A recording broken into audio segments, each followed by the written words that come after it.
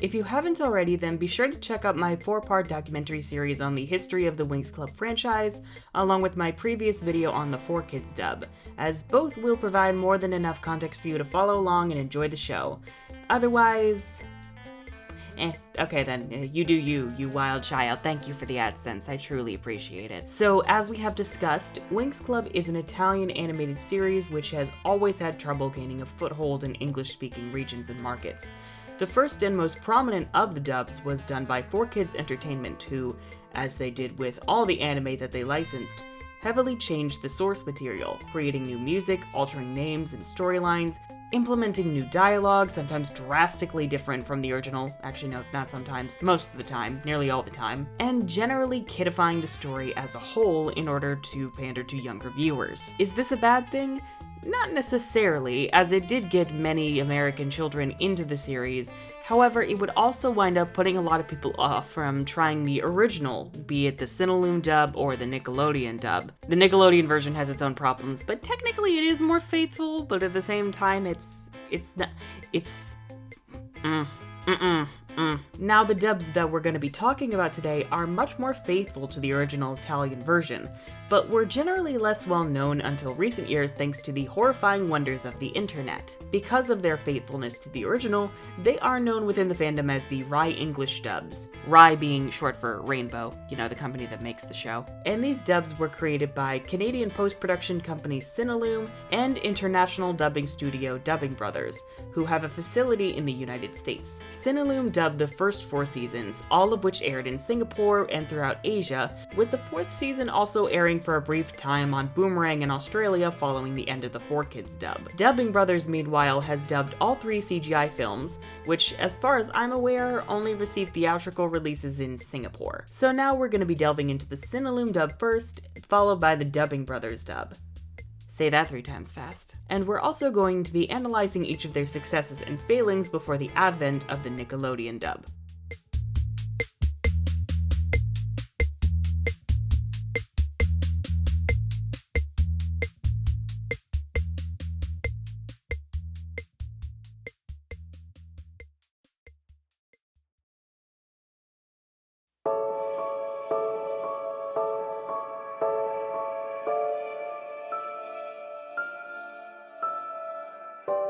Originally, Winx Club was licensed to 4Kids Entertainment for dubbing and distributing the series in the United States, Canada, the United Kingdom, and Australia in 2004, though Singapore was like, screw that noise, we have taste, we can do better than this. And so naturally they, like anyone would in their shoes, went to a foreign post-production company, in this case Cinelume in Canada, and went, help. And so the Cinelume dub began airing in Singapore on Octo and throughout Asia as well in 2005, with their dubs of the first 3 seasons, which were incredibly more faithful to the original Italian version. No scenes were cut or plot lines altered, and the only true changes came in the slight mistranslation issues early in season 1, and small details like this Tecna and Timmy scene from the end of season 2.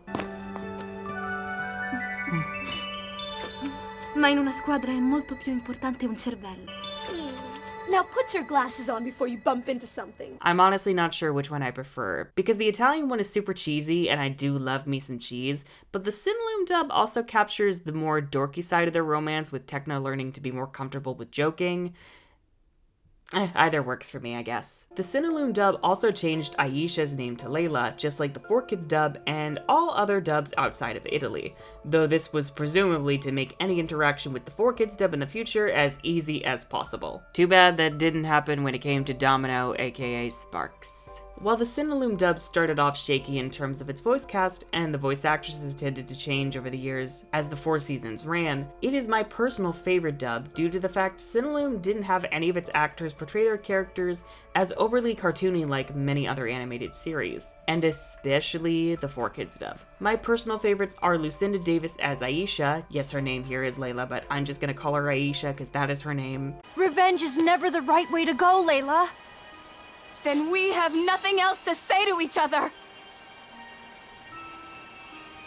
Goodbye. And Jennifer Seguin as Stella. The press will be fighting for that front page shot. All eyes will be on you. Both Lucinda and Jennifer might surprise you since you wouldn't typically expect the cadences of their voices for Aisha and Stella respectively, but they really do bring a lot of great emotion and depth to their characters, especially as the show goes on.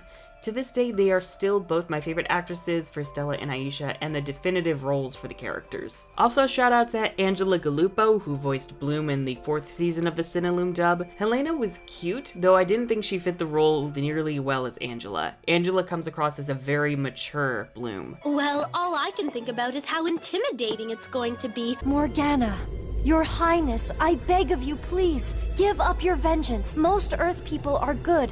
Please don't punish all of humanity for the sake of a very few. Also, shout out to Jodie Rester, who voiced Tecna from partway through Season 2 all the way to Season 4 of the Cinelume dub. She is my go-to for Tecna. I thought it might give us quicker access to information. Besides, Farragonda gave me special permission. Oh, listen to the teacher's pet! I'm not as much a fan of Anik Matern as Musa. She's a great actress, but I just don't feel like she fits the role, especially given how much older she sounds than Musa actually is. I feel like Sarah McCullough did a better job of Musa during seasons 1 and 2, though I still don't consider her to be in the top voices for Musa. Oh, Stella, stop worrying about it and just divide your stuff in half. Then wear whatever you have. I've gotta go. Layla's waiting for me. Bye. See you later. And Holly Gothard Frankel as Flora did a really good job for the first 3 seasons, but for some reason in the 4th season, she pitches her voice up incredibly high, and it's honestly kind of frustrating to listen to. Though that's less on her and more on the voice direction, most likely. Are you kidding? This way is much more fun. Watch!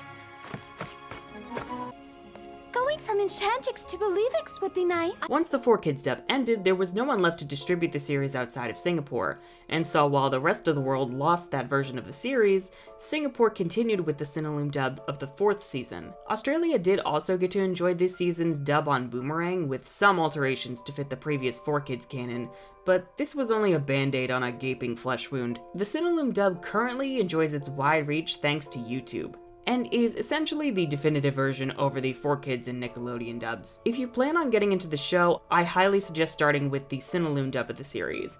It was on Netflix for a time, but it seems that agreement has ended, and the series, as well as the 3rd film, have been pulled, though World of Winx remains, probably because it's a Netflix original. But we will get there in a later video when we discuss the Duart and 3-Beep dubs. I really do miss the Cinelume dub, as it's easily the best and my favorite of the dubs. Weirdly, Cinelume as a company is still around, though they aren't currently dubbing the series. I can understand considering the business relationship between Cinelume and Rainbow might not be the best following the Nickelodeon deal, but I don't care. Give me the Cinelume dub back now. Give me Jennifer Seguin and Lucinda Davis, you cowards.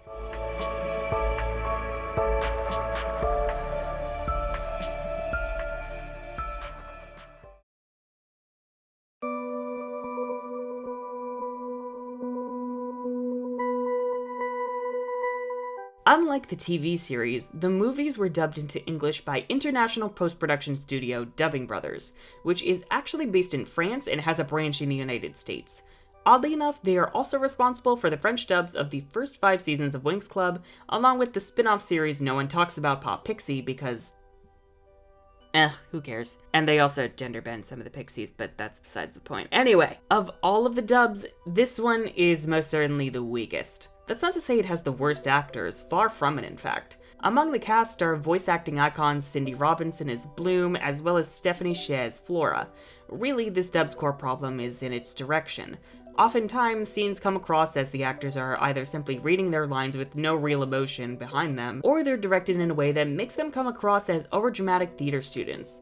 Which is no shade on theater kids, y'all rock, but I needed a point of comparison in how sometimes in these movies the voice direction feels amateurish and half-hearted. There's also this weird issue in the first movie where certain scenes or clips are missing, like parts of the first fight including Aisha looking like a badass, or Bloom's reaction to Aisha nearly dying because the show hates Aisha. These are just odd, especially because they're cut in ways where you can still see the frames that they apparently forgot to cut. Not to mention there's a big scene between Riven and the new character Hagen that foreshadows Riven's character arc for the movie, but for some reason it's inexplicably absent from the English dub. Even the Nick dub omits these scenes, using the Dubbing Brothers video. As for why these are absent in the first place, I have absolutely no idea, especially considering they only did this with the first movie. Nothing like this happened in Magical Adventure or Mystery of the Abyss. In any case, Dubbing Brothers has dubbed all 3 movies: The Secret of the Lost Kingdom, the generically named Magical Adventure, and The Mystery of the Abyss, in which there is no abyss, and most of the animation is ripped right from Season 5. The 3rd movie's dub is also especially odd because all of the efforts are taken right out of the Italian version. Oh, there's also the Wilhelm scream. Let's not give them time to surround us! Stop! No, I'm not sure why that's there, even in the Italian version, but by God, is it fucking hilarious.